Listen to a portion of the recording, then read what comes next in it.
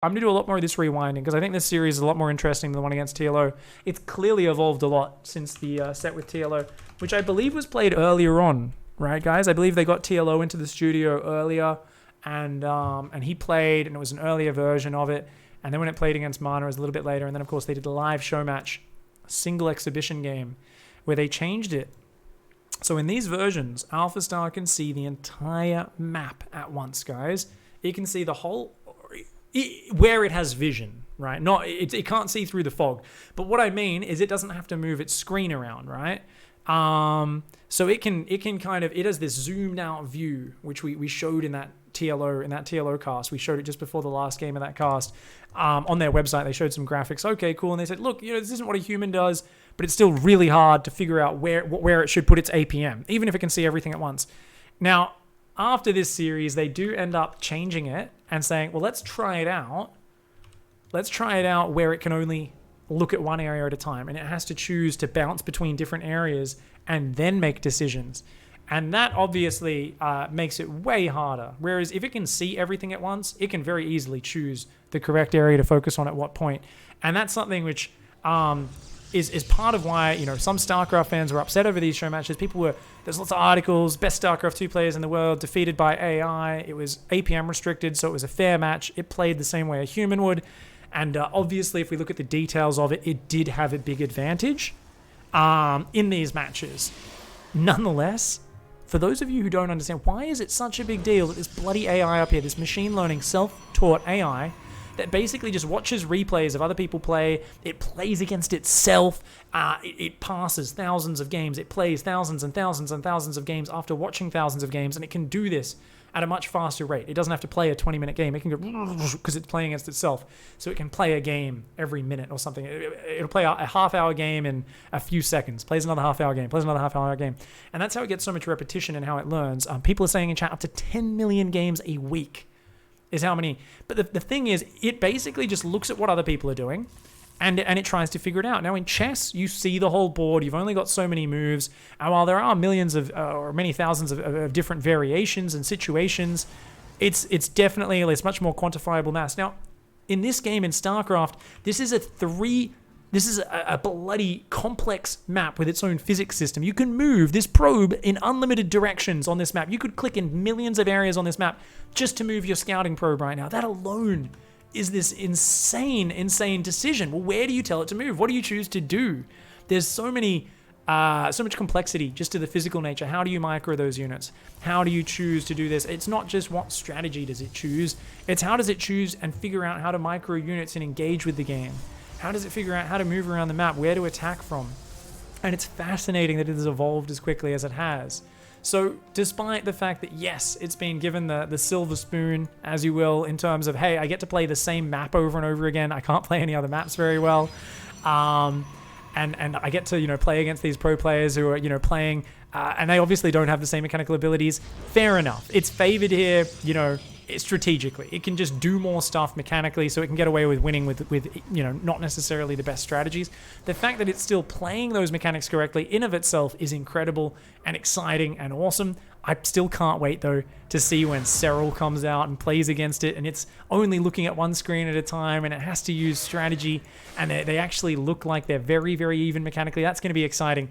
So anyway, guys, AlphaStar's up again. Both players going double adept here now. MaNa's got to get that wall off up. He's gone for a one-base opening here. He did, of course, see AlphaStar's double adept opening, and this time, there's only going to be 2 Stalkers out to defend MaNa's adepts, but MaNa preemptively shield batterying. I love it. Making sure he doesn't make any mistakes here, and his Stalkers are going to deflect those. Meanwhile, his adept's shaded, and he gets one probe. He gets a second probe. He gets, where's the third probe? A little bit slow on that focus fire, and he is going to lose one of these adepts now as a cost for that. That's a shame. If he could keep both of these adepts alive, he could have come back in and really, really taxed AlphaStar. Not to mention, done more scouting. He's got to keep this adept on that side just to keep the scouting up. Once again, these adepts trying to force their way in. AlphaStar is not able to do so. AlphaStar would just lose so many less probes. If it could just figure out how to build a wall every game, it wouldn't have to invest in this. Nonetheless, though, it's actually got the faster Nexus up, and it's only down 1 probe here. MaNa is taking a very long time to actually get his expansion up, and that's problematic. Where his stalkers are not down. Uh-oh. Oh, he doesn't have anything in the wall, guys. He doesn't have anything in the wall. Oh, he's going to use the Phoenix. He wants to bait them in. Okay, Roddy style defense. Never mind. Never mind. It's all good, guys. So if this goes in, he's just going to pick up one of them. And, oh, he's already lost one. There we go. Okay, he does deal with that. The Oracle comes in, though. It only gets 1, 2, 3. 3 kills. So only 3 kills with that Oracle, not particularly worth it. And at the same time, the Oracle comes in for AlphaStar, allows the Adepts to drop back down. Oh my lord, the Oracle actually decided to fight the Stalkers, interestingly enough. Shield Battery ran out of money, and at the end of that, almost mirrored builds, AlphaStar comes out on top. Equal work is killed, but it's been over-probing, and its Nexus is faster. It is significantly ahead in this game, and now we are 2 Phoenix at home for it, up against MaNa's second Phoenix, only now about to pop out. Does he know it's Phoenix? He should. I think he's going to try and do a gateway all-in to punish it. Okay, all right. So it's building Phoenix here. It's only got 2 gateways. MaNa also only on 2 gateways. He's trying to probe up. He's going to chrono his gate. So it's going to be a pressure. It's not an all-in. He's going to warp in 2 more Stalkers. He's going to push across, try to win the micro fight. And then behind this, I believe he'll swap back into Phoenix production. I wouldn't mind a DT swap, actually, in this scenario. But he's going to try to swap into something else, including just probe production, and bring it back in a slower game. Because he doesn't have a forward pylon. He's clearly not committing. Oh, oh, nice instant drop from AlphaStar there. Picks up the units and then instantly drops them down when the Phoenix of MaNa engage. And look at the Phoenix micro. Oh my god, AlphaStar. Its micro is so good. Its micro is so good, guys.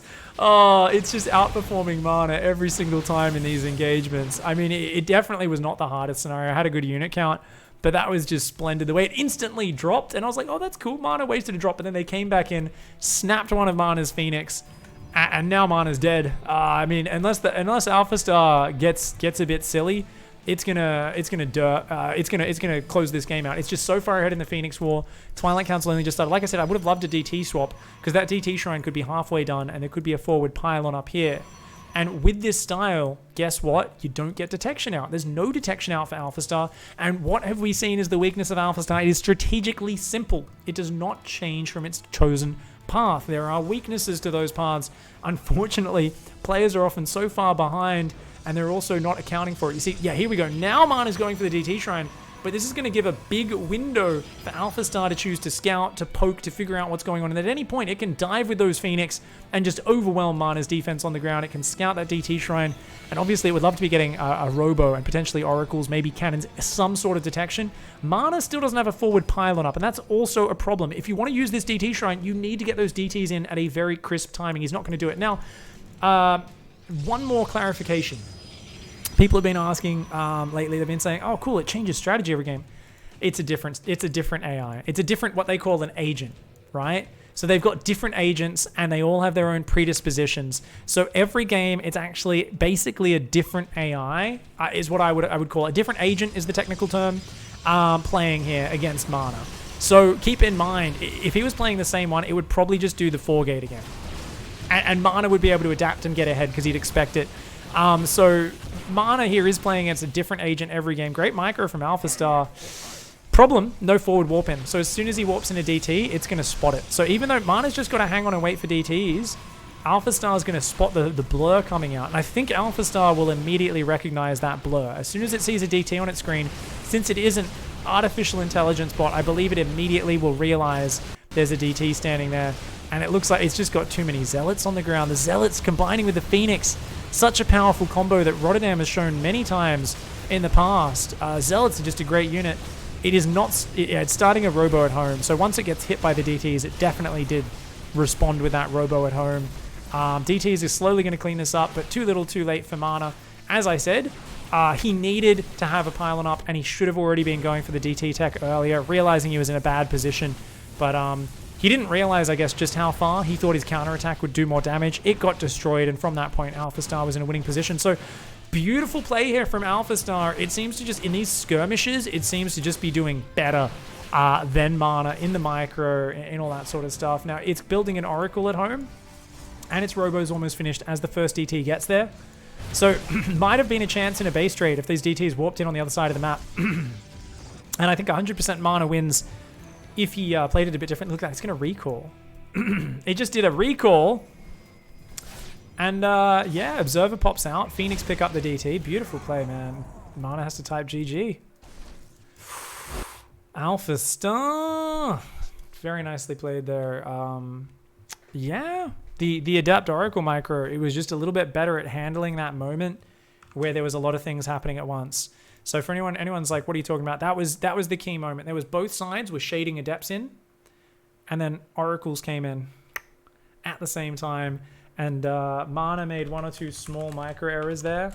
It played almost perfectly. Even though its Oracle started shooting the Stalker, which I thought was weird at first, it still drained the shield battery, and it distracted the shield battery from healing the probe. So I wonder if that was a calculated thing where it said, hey, look, my Oracle can't kill these workers on its own. Like, my instinct would just be to click the Adepts and the Oracles on the same probe so their damage stacks, right? Because one Phoenix had an Adept lifted, right? So there's an Adept lifted in the air, one Adept attacking can't get through shield battery, Oracle on its own can't get through the shield battery.